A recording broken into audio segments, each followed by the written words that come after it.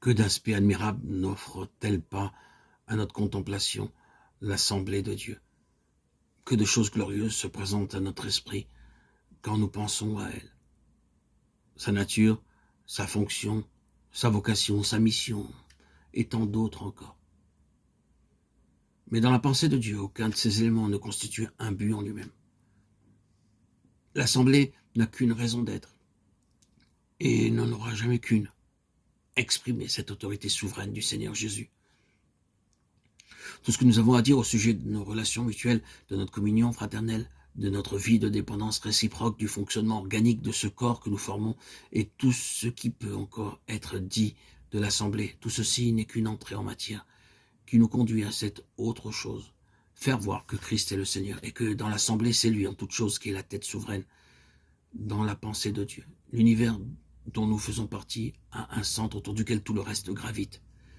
C'est la seigneurie de son Fils qu'il a établi héritier de toutes choses et par lequel il a aussi créé le monde.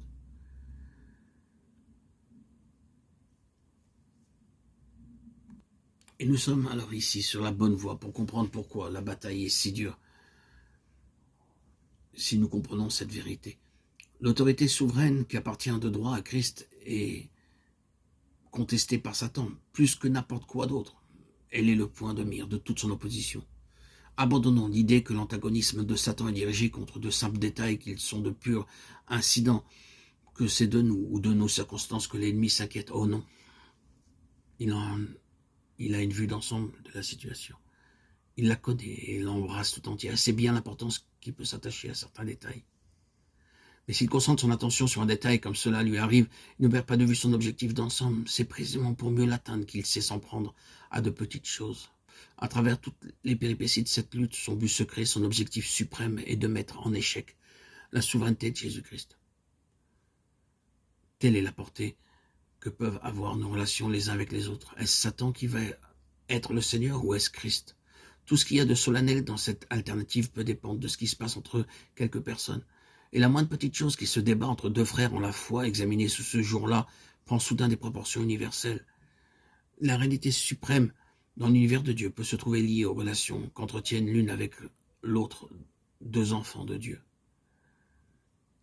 Ainsi, dans toutes ces questions, la croix doit avoir sa place, et surtout une place en profondeur. Dans nos relations, dans les deux ou trois qui se réunissent, dans les petits groupes partout, la croix doit être là, de peur que Satan, trouvant un accès, ne réussisse à prendre pied à l'intérieur de la place pour détruire cette expression visible de la seigneurie de Jésus-Christ.